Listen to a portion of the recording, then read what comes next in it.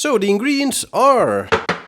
If you want, you can pause the video right now or check out the description for the ingredients. Take your softened butter. I've put mine for 30 seconds in the microwave. Crush in your garlic.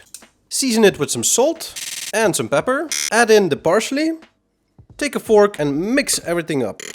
There we go, until it looks something like this. I chose to make my garlic bread on some thickly sliced white bread. It's about the size of my hand. You can also make garlic bread on some baguette. Take your slice and spread a generous amount of garlic butter on there. Make sure not to skimp on the butter, especially if you have a thickly sliced bread. As you can see, I've roughly used 95% of the butter that I made. Then cut your bread into breadsticks. Make sure they're not too thin.